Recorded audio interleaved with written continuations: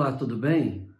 Continuando o nosso estudo no livro de 1 Coríntios, a carta do apóstolo Paulo aos irmãos na cidade de Corinto, só lembrando que Paulo estava em Éfeso e ele, no ano mais ou menos 54, 55, ele escreve essa carta depois de receber informação da igreja em Corinto.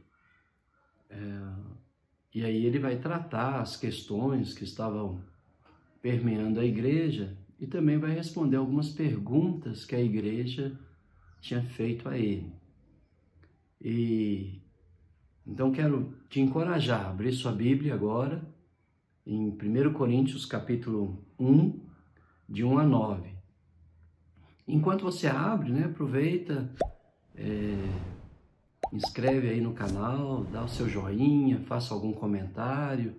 Se você tiver alguma pergunta dentro do livro, que nós vamos estar abordando, fica à vontade de mandar para a gente e vamos procurar responder, a pergunta o mais rápido possível, Nosso intuito é ajudar você a ampliar, o seu conhecimento da palavra de Deus, Acreditamos que Deus tem nos instruído, mas nós podemos aprender uns com os outros e ampliar, nosso entendimento da palavra de Deus para vivermos uma vida santa, irrepreensível, em amor perante Deus e perante os homens. Então, agora abra lá em 1 Coríntios, capítulo 1, versículo 1 a 9. Vamos aprender coisas incríveis aqui nesses primeiros versículos, da palavra do Senhor. É interessante que, uma vez que a igreja de Corinto não tinha muita coisa para ser elogiada, então Paulo começa a carta falando dos feitos de Deus para a igreja.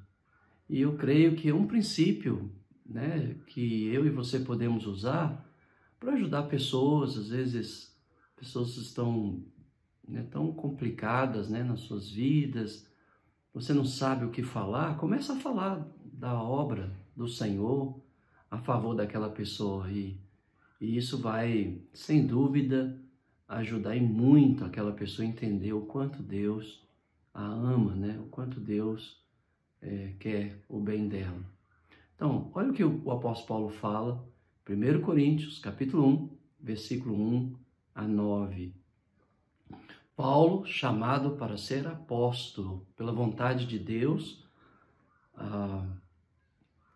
e o irmão Sóstene.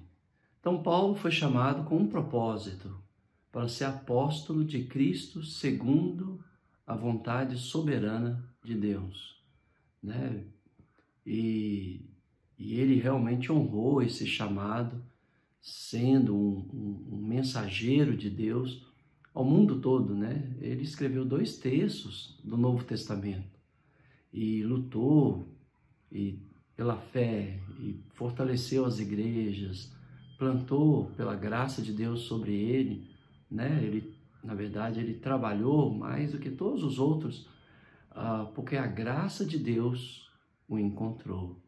Lembrando que ele era assassino, de cristãos, ele perseguiu a igreja de Deus e arrastava homens e mulheres pelo cabelo para as prisões públicas, fazendo com que cristãos até chegassem a blasfemar contra Deus. Se a graça do Senhor alcançou esse homem, ela pode também nos alcançar. Não que somos melhores do que ele, mas porque ele se tornou exemplo para manifestar a graça de Deus sobre as nossas vidas. Aí Paulo então continua no verso 2, dizendo que a quem ele está escrevendo? A igreja de Deus, que está em Corinto, aos santificados em Cristo Jesus, chamados para ser santos. Então ele escreve para a igreja para lembrar os irmãos que eles também foram chamados por Deus para ser um povo santo, um povo separado para Deus. Agora eu quero trabalhar um pouquinho a palavra igreja, a palavra eclesia, chamado para fora. Nós somos chamados para abrir mão dos nossos interesses, para cuidar dos interesses do Senhor, né? Essa palavra não foi o cristianismo que a inventou, ela já era usada pelo Senado romano, quando eles convocavam uma assembleia para tratar de questões que envolviam a cidade. Ou um prefeito de uma cidade, ou um procurador, né, de uma cidade, um juiz. E quando os habitantes da cidade não compareciam, eles entendiam que aquele cidadão, né, ou aquela família não importava com o bem-estar da cidade. Então aquela família sofria sanções. Ou eram expulsos da cidade, né, ou eram mortos. Então eu vejo hoje em dia, né, que Deus nos chamou para cuidar dos negócios dele. Mas há muita negligência no mundo cristão para com o chamado de Deus. Mas se o cristão entendesse que essa palavra é tão séria, eles jamais negligenciariam, né, os interesses do Senhor. Jamais deixariam de congregar, jamais deixariam de se envolver, jamais deixariam de se doar para o bem, né, dos seus irmãos. Jamais usaria desculpas para se tornar negligente à causa, né, do Senhor. Porque ele pode ser expulso, não por mim, mas por Deus. Inclusive pode ser até morto. A Bíblia fala da severidade de Deus. Às vezes nós gostamos de falar da bondade de Deus, mas esquecemos que nós devemos considerar tanto a bondade de Deus quanto a severidade de Deus. Não puxar nem para um lado nem para o outro, mas tratar os dois temas na mesma proporção para que haja amor, né, por parte daqueles que servem o Senhor, não por medo, mas por gratidão e amor, mas também por temor, né, porque Deus é bom, mas Ele também é severo quando há necessidade de estabelecer o juízo, a justiça. Deus estabelece, porque Ele é Deus, Ele é santo, puro em todos os seus caminhos. Ele não contempla o mal, seus olhos não podem ver a maldade, né? Então, essa palavra é uma palavra bem séria, né? Devemos entender que fomos chamados para cuidar dos interesses do Senhor. E aí, então, ele continua falando, né, como que a igreja do Senhor é mundial, né, universal, é uma igreja que está em todos os lugares, porque ele diz, com todos os que em todo lugar invocam o nome de nosso Senhor Jesus Cristo, Senhor deles e nosso.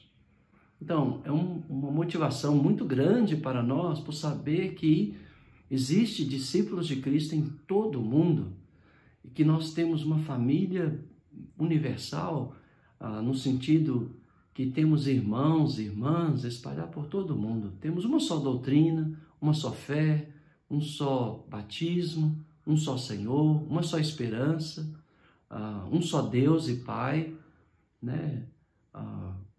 Uma só igreja, mas espalhada por todo o mundo, servindo, amando, adorando o Senhor, né? Então esse é o propósito de Deus. Infelizmente, o mundo religioso hoje está dividido, como nos dias de Jesus, né, em vários partidos. E isso é pecado. Isso não é a vontade de Deus.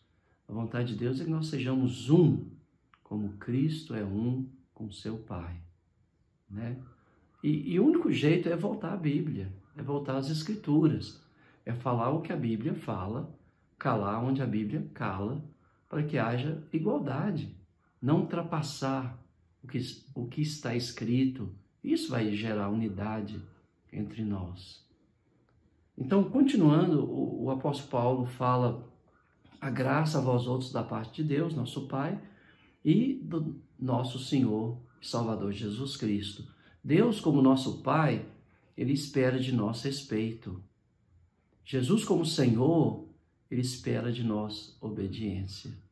Respeito e obediência, né? Ao nosso Pai e ao nosso Senhor Jesus Cristo, né? Então, nós podemos ver nesses primeiros 3 versículos, né, da carta de Paulo aos irmãos na cidade de Corinto, o fato que Paulo foi chamado por Deus para ser apóstolo. E ele escreve para a igreja que também foi chamada por Deus para ser santa. E ele lembra a igreja que a igreja está em todo lugar, onde existe pessoas com sincero coração invocando o nome do Senhor. É interessante saber disso, né? Que nós fomos chamados para cuidar dos interesses do Senhor. Que o dono da igreja é Jesus Cristo, é Deus, nosso Pai, né? Jesus comprou a igreja com o seu próprio sangue e que nós fomos chamados para uma vida de santidade, né? Nesses poucos versículos, né, nós aprendemos muitas coisas, né? E que uma vez que todos aqueles que invocam o Senhor em todos os lugares são seguidores de Cristo, então a igreja é uma família universal, né? Infelizmente, como eu disse, ela está dividida em vários partidos, que não é a vontade de Deus, e que nós precisamos rasgar essas bandeiras e voltar às Escrituras e falar onde a Bíblia fala, calar onde ela cala, não ultrapassar o que está escrito, né? Aí vai haver unidade entre nós. Cremos que há um só Senhor, uma só fé, um só batismo, um só Deus, um só Senhor, uma só igreja, aquela que realmente faz a vontade de Deus. Essa é a igreja que Jesus comprou com o seu próprio sangue, né? Existem muitas instituições religiosas, mas há uma só igreja que Jesus Cristo estabeleceu. E você pode conhecê-lo, só ler a sua Bíblia e ver o que está escrito nas Escrituras e ficar firme e não se desviar do que está escrito. Uma outra coisa é que agora nós vamos ler os versos 4 a 6 e nós vamos ver o que Deus fez, né, pela igreja de Corinto e o que Ele tem feito por nós também, né? O que está escrito foi escrito para nós também, né? Então, olha o versículo 4. Paulo está dizendo: sempre dou graças a Deus, ao meu Deus, a vosso respeito, a propósito da sua graça. Tá vendo? Ele enfatiza a obra de Deus, uma vez que, infelizmente, a igreja de Corinto estava passando por vários problemas. Então, a princípio, não há o que elogiar, né, a igreja de Corinto. Então, Paulo enfatiza a graça de Deus sobre aquela igreja que vos foi concedida em Cristo Jesus, porque em tudo fostes enriquecidos nele. Olha que coisa bonita, né? Às vezes as pessoas acham que tem que ser perfeitas, né, para receber qualquer benefício da parte do Senhor. E nós vemos que o amor de Deus é maior do que os nossos pecados. Ele não quer que a gente continue pecando, não é isso. Ele quer que a gente seja santo. Mas antes, Deus estendeu a sua graça, o seu amor, nos enriqueceu, né, como enriqueceu a igreja de Corinto, em toda palavra e em todo conhecimento, né? Então, se você quer conhecer Deus, né, só existe um caminho: Jesus Cristo. Nele, todos os tesouros da sabedoria e do conhecimento estão. Basta você pegar a sua Bíblia, começar a ler, né? Comece pelos evangelhos, né? Vendo a obra, o ensinamento, as atitudes, né, de Jesus Cristo. Depois caminhe, né, pelo livro de Atos, nas cartas dos apóstolos. Vai aprendendo, mas Começa no capítulo 1 e vai até o final daquele livro. Naquilo que você tiver dúvida, se nós podemos te ajudar, basta você mandar pergunta lá no canal do Instituto e nós teremos o maior prazer de responder a você. E se nós não soubermos, nós vamos procurar saber, buscar em quem sabe, né, para nos ensinar, e nós podemos então ensinar você naquilo que você tiver uma dúvida, né? Mas a Bíblia diz, através dos profetas, que na nova aliança o próprio Deus nos ensinaria. Ele é o nosso mestre, Cristo é o nosso discipulador. Não precisa de ter um intermediário entre você e Deus. Você pode ir diretamente a Deus por meio de Jesus Cristo. Você pode abrir a sua Bíblia e pode aprender. Por quê? Porque todos os tesouros da sabedoria e do conhecimento estão em Cristo, né? Agora, provavelmente você vai ter algumas perguntas, algumas dúvidas. Nós podemos te orientar. E como eu disse, se nós não soubermos, nós vamos procurar, né, pedir você um prazo para pesquisar, investigar, buscar, né, com quem conhece, e aí depois a gente retorna te respondendo, tá bom? Então, assim como o testemunho de Cristo tem sido confirmado em vós, de maneira que não vos falte nenhum dom, aguardando vós a revelação de Jesus Cristo. Então, apesar daquela igreja ser uma igreja carnal, não lhe faltava nenhum dom. Por quê? Porque os dons do Espírito, ou o dom de Deus, que é o próprio Espírito Santo, não é mérito, não é porque você ora, vai receber, não é porque você faz isso ou aquilo, é mérito de Deus, é dom de Deus. Foi o que Ele fez por nós, né, que nos dá a graça, né, de tê-lo em nossos corações, né? As Escrituras nos ensinam que quem crê e for batizado será salvo. Jesus nos ensina, quem não nascer da água e do Espírito não pode nem ver e nem entrar no reino de Deus. E os profetas, né, do passado, em especial o profeta Joel, disse que Deus derramaria o seu Espírito sobre toda a carne. E ele cumpriu a profecia lá em Atos 2 e continua derramando o seu Espírito a todos os que lhe obedecem. Atos 5:32, ele dá o seu Espírito Santo aos que lhe obedecem. Porque o Espírito Santo, ele é o selo da nossa redenção, é a verdadeira unção que nós temos da parte de Deus por meio da graça de Cristo, nosso Senhor, né? Então, dom não é porque você merece ou eu mereço, é dádiva, é favor, né, imerecido de Deus. Agora, uma coisa bacana na igreja de Corinto é que eles estavam aguardando, né, a volta de Cristo. Talvez hoje, irmão, talvez hoje Jesus volte. Eu sei que ele não voltou ontem, né, mas talvez hoje ele pode voltar, né? Ele está dando tempo à própria igreja, né, de se arrepender, para voltar para Deus e também ao mundo. Mas quando você lê a carta de Deus, né, as igrejas da Ásia, lá no livro de Apocalipse, primeiro Deus tratou os pecados da sua igreja e estabeleceu o juízo, a justiça sobre a sua igreja, e depois sobre o mundo pagão, o Império Romano, que perseguia a igreja. O juízo de Deus começa por nós. Então, se você tem que corrigir alguma coisa na sua vida, aproveita essa oportunidade, aproveita o dia de hoje, corrige e daí para frente espere, né, pela volta do Senhor Jesus Cristo. Ele continua falando, o qual vos confirmará até o fim. Então, Deus está realizando uma obra em nós para serdes irrepreensíveis no dia de nosso Senhor Jesus Cristo, tá vendo? Então, quando Jesus voltar, Ele quer nos achar santos, irrepreensíveis, em amor, comprometidos, né, com os teus interesses, os teus negócios, né?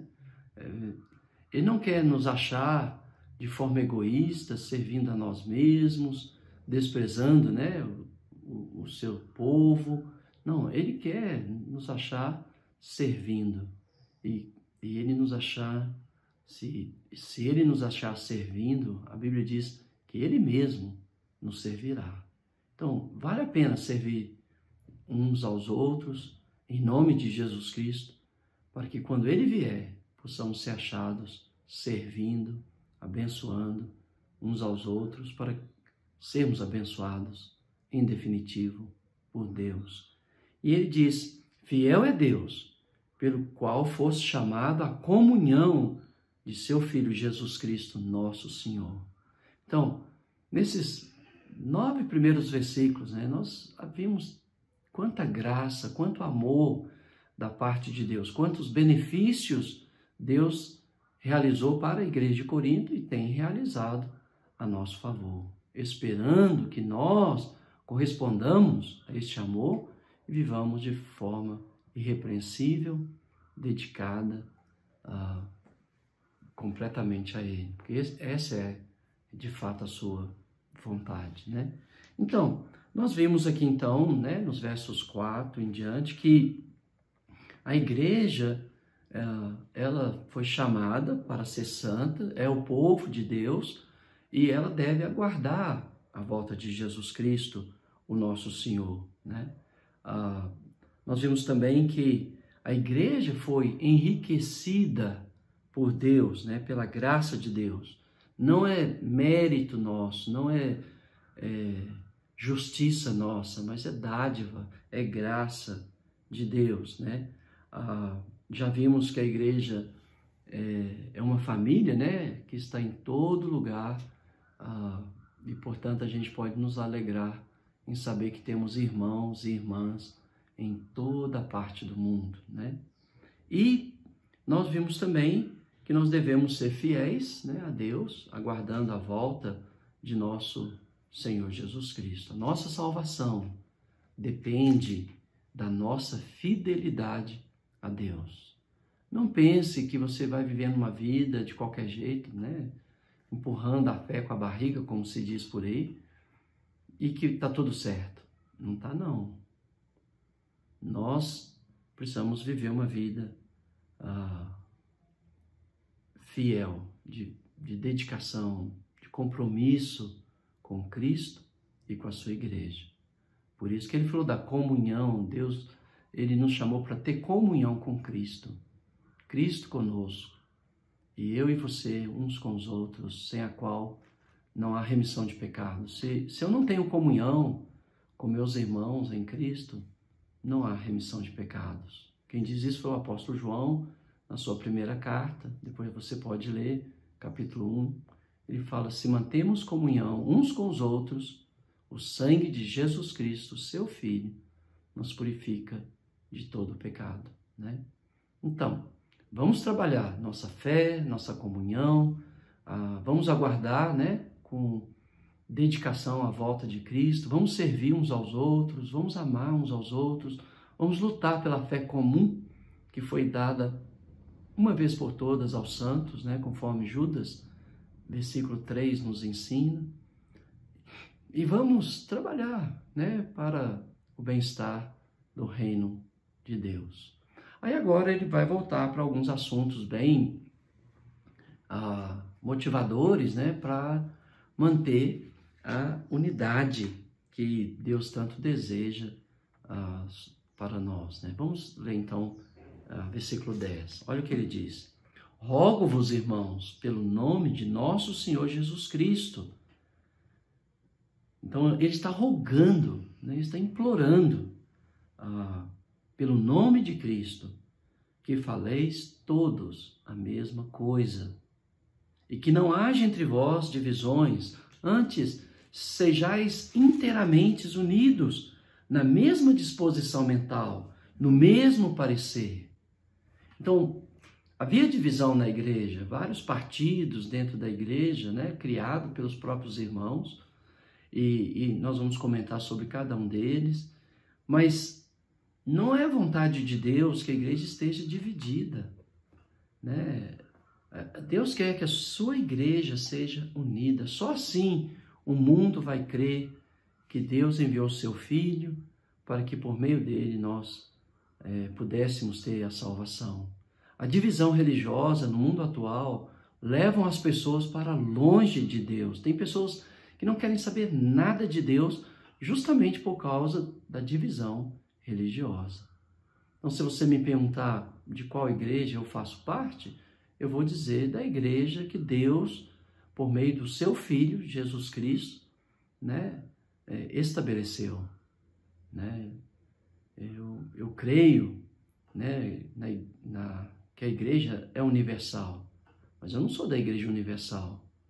E eu creio no batismo que Jesus ensinou para o perdão dos nossos pecados, mas eu não sou batista. Eu creio, né, que nós devemos ter uma estratégia para evangelizar o mundo. E eu vejo que o único jeito é levar as pessoas a conhecer Jesus Cristo, o Filho de Deus, através dos evangelhos, depois conhecer, né, a vontade de Deus para a igreja, através do livro de Atos, das cartas dos apóstolos, das Escrituras. Eu não vejo outro jeito, né? Mas eu não sou metodista. Eu creio no presbitério da igreja, anciãos cujas famílias são dedicadas ao Senhor, irrepreensíveis, que têm um bom testemunho dentro e fora da comunidade cristã, que conhece as Escrituras, que vive, né, uma vida social agradável a Deus, que ama e respeita as pessoas, que tem equilíbrio, né, domínio próprio. Eu creio no presbitério, mas eu não sou presbiteriano, né? Porque divisão é pecado, né? Nós estamos sustentando uma divisão por 500 anos, irmãos. Desde a Reforma Protestante, nós estamos sustentando essa divisão e como se tudo tivesse bom, mas não está. Deus, né, está sendo desconhecido. As pessoas não querem saber. Se nós que dizemos que cremos em Deus estamos divididos, puxa, que contradição, né? Então só tem um jeito, né, da gente não ultrapassar o que está escrito. É pegar a Bíblia e ficar com a Bíblia. Não com as convenções, não com o que A ou B diz, mas o que a Bíblia diz. O que a palavra de Deus diz. E se a gente nos unir em torno da palavra de Deus, nós seremos uma só igreja, um só povo, falaremos as mesmas coisas sobre os temas, né, das Escrituras, né? Um princípio é onde a Bíblia fala, falamos, onde ela cala, calamos. Onde é questão clara, bíblica, né, que todo mundo obedeça, né? Onde há uma opinião, tudo bem, você pode ter a sua, eu vou ter a minha, isso não vai fazer diferença. Mas em tudo o amor deve reger e governar as nossas vidas, né? Por isso que Paulo está falando com a igreja em Corinto, né? Estou implorando vocês para que falem as mesmas coisas, tenham a mesma disposição mental, o mesmo parecer. Ele está falando de coisas que tem a ver com o reino de Deus, né? Agora, se você torce por um time diferente do meu, se você gosta de algo que eu não gosto, tudo bem, isso não é problema. Com respeito às coisas do Senhor, nós todos temos que falar a mesma coisa, né? E só vamos falar se respeitarmos o que está escrito, né? Olha o que ele diz: pois a vosso respeito, meus irmãos, fui informado pelos da casa de Cloé de que há contenda entre vós. Refiro-me ao fato de cada um de vós dizer: eu sou de Paulo, eu de Apolo, eu de Cefas, eu de Cristo. Acaso Cristo está dividido? Foi Paulo crucificado em favor de vós? Ou fostes, porventura, batizados em nome de Paulo? Então, quais eram os partidos, né, que havia na igreja de Corinto. Não que esses homens, né, que eu vou citar aqui, desenvolveu esses partidos. Foi pessoas que se identificou com o apóstolo Pedro, e aí torceu a mensagem de Pedro, se identificou com o apóstolo Paulo, aí torceu a mensagem de Paulo. Normalmente, o que as pessoas fazem é isso, né? Distorce, né, a mensagem. Então, existe aqui no mínimo 4 partidos, né? Partido Liberal de Paulo, né? Alguns estavam dizendo, né? Eu sou de Paulo. Agora, por que liberal, né? Porque eles torceram a mensagem de Paulo. Paulo defendia a liberdade cristã, mas não a libertinagem. E muitos da igreja de Corinto estavam torcendo os escritos do apóstolo Paulo para viver uma vida libertina. Então, eles torceram o ensinamento do apóstolo Paulo. Nós somos livres em Cristo, mas nós não podemos usar a nossa liberdade para dar ocasião à carne. Mas também tinha, né, outro partido, né, o partido filosófico de Apolo, né? Apolo era um grande erudito, um grande expositor das Escrituras, veio, né, da cidade de Alexandria. Então, pessoas que gostavam de eloquência e tudo, começou a torcer o que Apolo está dizendo e assumiu essa plataforma, né? Nós somos do partido filosófico, né, de Apolo, como se Apolo defendesse filosofia. Ele não fazia isso, ele defendia a Cristo, usando as Escrituras para provar que Cristo é Jesus, né? Que Deus se fez carne e habitou entre nós. Mas também tinha o PCP, né? Partido Conservador de Pedro. Pedro era judeu, né?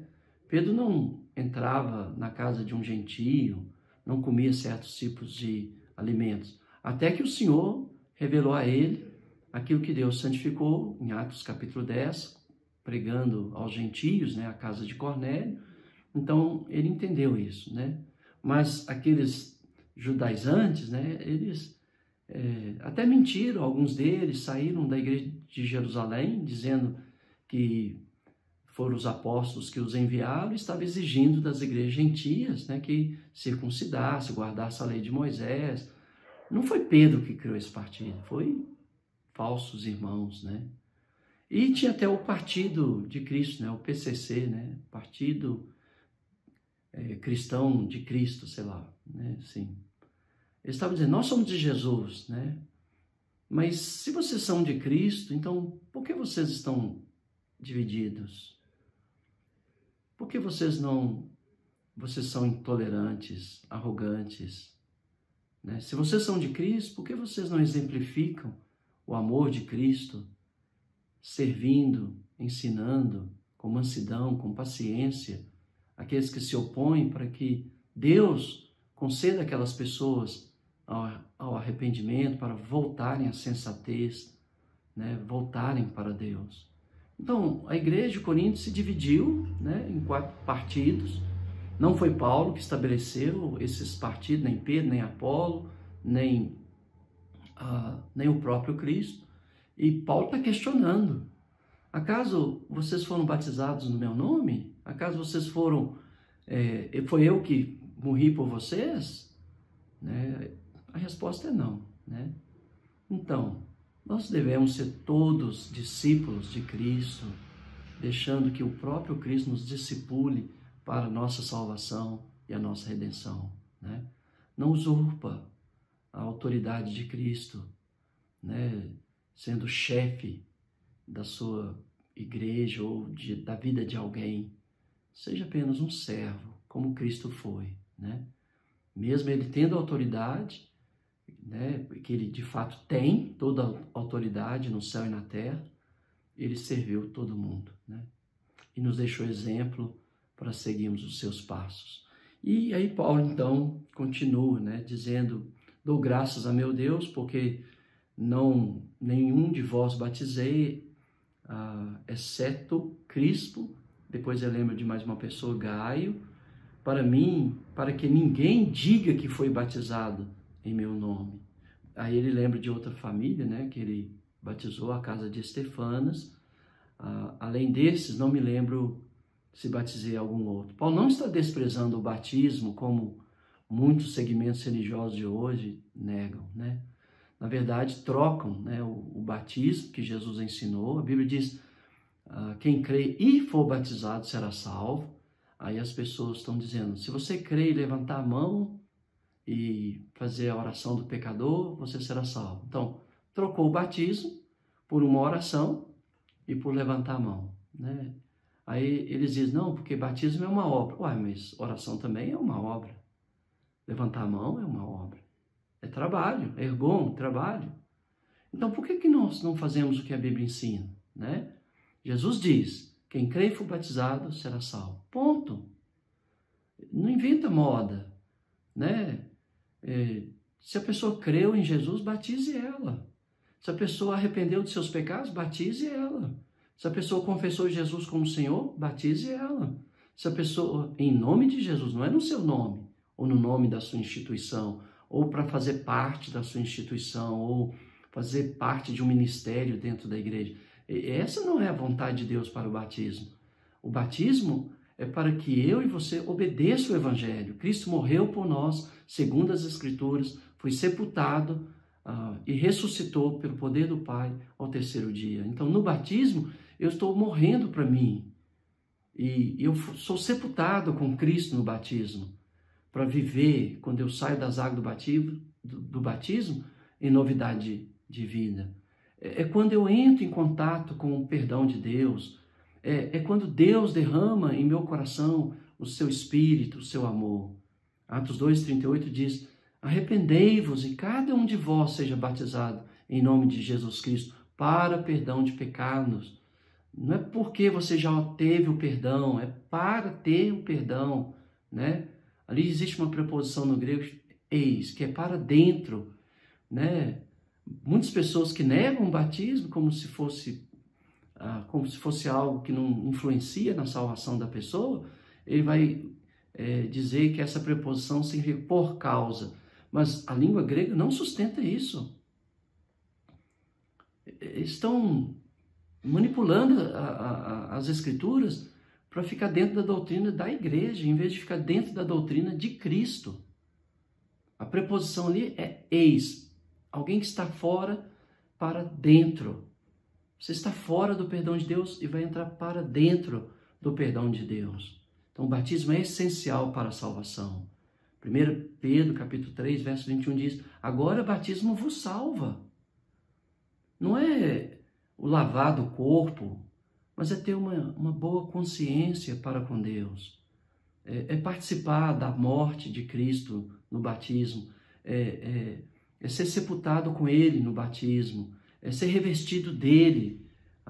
Paulo, falando aos Gálatas, ele diz, vós que fostes batizados em Cristo, de Cristo, vos revestistes. Então, o batismo é necessário. Então, se alguém crê em Jesus, batize, em vez de levantar a mão, fazer a oração do pecador. As pessoas dizem, mas batismo é uma obra. É uma obra de fé.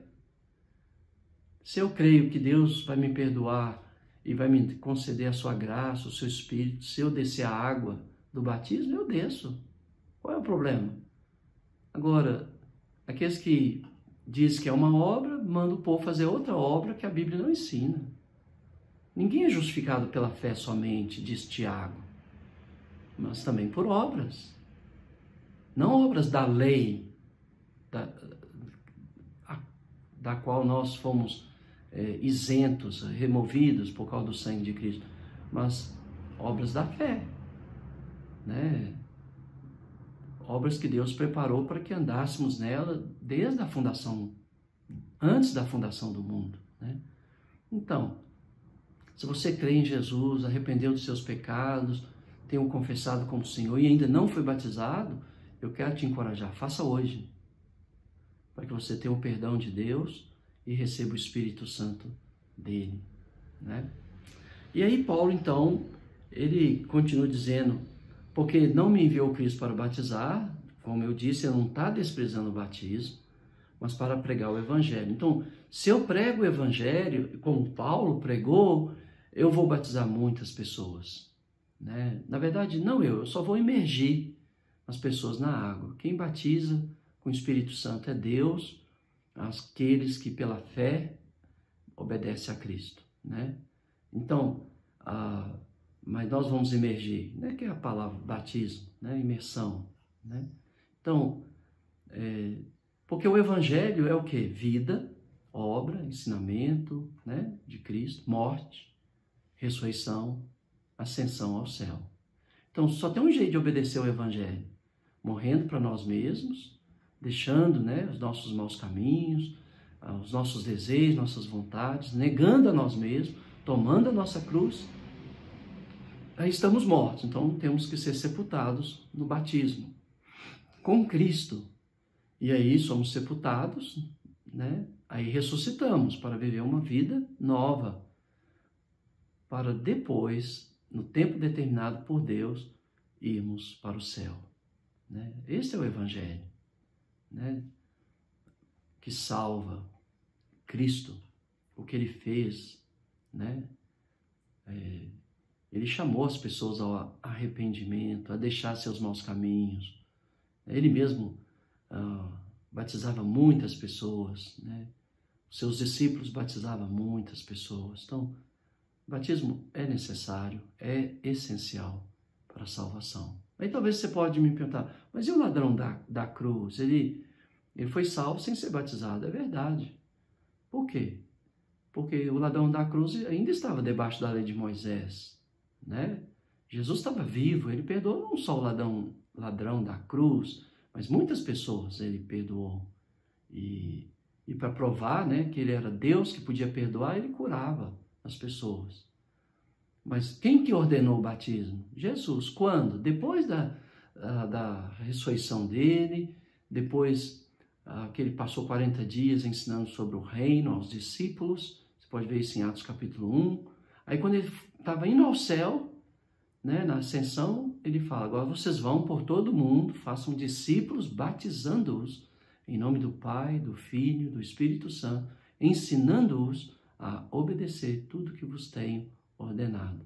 E eis que estou convosco todos os dias até a consumação do século. Mateus 28, 18 a 20. Né? Então, Paulo não está desprezando o batismo, mas pregando o evangelho que vai levar as pessoas ao batismo, né? E ele falou que ele pregava o evangelho não com sabedoria de palavras, para que se não anule a cruz de Cristo. Certamente a palavra da cruz é loucura para os que se perdem, mas para nós que somos salvos, poder de Deus, pois está escrito: destruirei a sabedoria dos sábios e aniquilarei a inteligência dos instruídos.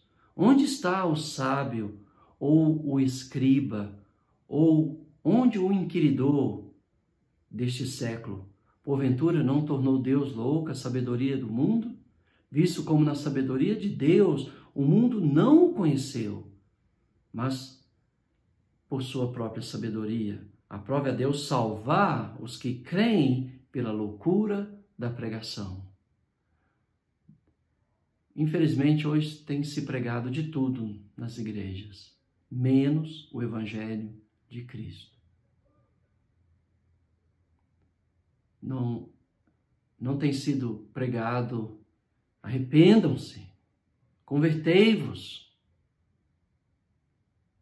sejam batizados, mude de vida, arrependam-se. Não. Negue a si mesmo, tome a sua cruz. Infelizmente, o evangelho que tem sido pregado tem só feito coceira nos ouvidos das pessoas. Estão pregando aquilo que as pessoas querem ouvir. E muita gente vão se perder por não seguir o evangelho de Jesus Cristo. Estão enganando e sendo enganados. Né? Por quê? Porque a palavra de Deus não está sendo mais pregada na maioria das igrejas. Certifique que a palavra de Deus está sendo pregada, onde você está congregando, e não a opinião de alguém, ou a doutrina daquela igreja, ou daquela pessoa, mas o que está escrito nas Escrituras, o que Deus disse. Por isso que a gente sempre pergunta, né? Não, onde está escrito isso que você está falando? Né? Quem falou isso? Foi o apóstolo Paulo? Foi o apóstolo Pedro? Foi o próprio Jesus Cristo? Porque os apóstolos falaram da parte de Deus, guiados pelo Espírito Santo, né? Então, por isso que é a doutrina deles, né, que nós seguimos. Então, Deus salva o mundo pela loucura da pregação, né? E ele fala, porque tanto os judeus pedem sinais, os judeus queriam milagres, como muitos hoje, né, só querem milagres, como os gregos buscam sabedoria. Muitas pessoas se orgulham do saber, mas nós pregamos a Cristo e este crucificado, escândalo para judeus, loucura para os gentios. Mas para nós, os que fomos chamados para quê? Para sermos santos, irrepreensíveis, em amor. Tanto judeus como gregos pregamos a Cristo, poder de Deus, sabedoria de Deus. Por isso que meu chamado, né, através das Escrituras, volte às Escrituras e voltemos a pregar a sabedoria de Deus, que é Jesus Cristo, e o poder de Deus, que é Jesus Cristo. Jesus disse, felizes são os que têm um coração puro, porque eles verão a Deus. Então, se eu não tenho um coração puro, eu não vou ver Deus. Nem você. Não importa o tanto que você conhece das Escrituras. O que vale é se Deus te conhece. Muitos vão dizer naquele dia, Senhor, em teu nome nós pregamos, nós fizemos milagres, nós expulsamos demônios. O que Jesus vai dizer? O que Jesus vai dizer? Nunca vos conheci. Está lá em Mateus 7, versículo 21 em diante. Então, Deus te conhece. Você nasceu na família de Deus, da água e do Espírito. Você arrependeu dos seus pecados. Você reconhece Jesus como Senhor e não apenas como Salvador, como Filho de Deus. Senão, talvez você esteja enganado. E vai dizer, Senhor, mas eu fiz isso, eu fiz aquilo. Eu nunca te conheci. Leia lá Mateus 7, versículo 21 em diante. Pessoas fazendo coisas incríveis em nome de Jesus.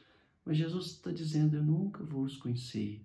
Então, voltemos a pregar o poder de Deus, a sabedoria de Deus, que é Jesus Cristo. Irmãos, verso 26, para a gente terminar. Reparai, pois, na vossa vocação, visto que não foram chamados muitos de vós, sábios, segundo a carne, nem muitos poderosos, nem muito de nobre nascimento. Pelo contrário, Deus escolheu as coisas loucas do mundo para envergonhar os sábios, e escolheu as coisas fracas do mundo para envergonhar as fortes. E Deus escolheu as coisas humildes do mundo, e as desprezadas, e aqueles que não são, para reduzir a nada os que são, a fim de que ninguém se vanglorie na presença de Deus. Não há espaço para orgulhar-nos diante de Deus, e nem dos homens, porque nós fomos enriquecidos por Cristo, fomos agraciados com a sua graça, com o seu dom, com a sua bondade. Eu não mereço nada, então não posso me exaltar, nem diante de Deus, nem diante dos homens. Nós somos fracos, humildes, não somos nada. E Deus nos amou e nos escolheu para reduzir a nada os que são. Deus é poderoso. Voltemos a pregar o poder de Deus e a sabedoria de Deus, que é Jesus Cristo. No verso 30 ele termina dizendo, mas vós sois dele, em Cristo Jesus, o qual se nos tornou da parte de Deus sabedoria, justiça, santificação, redenção, para que, como está escrito, aquele que se glorie, glorie no Senhor. Deus nos escolheu para quê? Para sabedoria, justiça, santificação, redenção E se você quer se gloriar, glorie em Cristo. Que Deus te abençoe.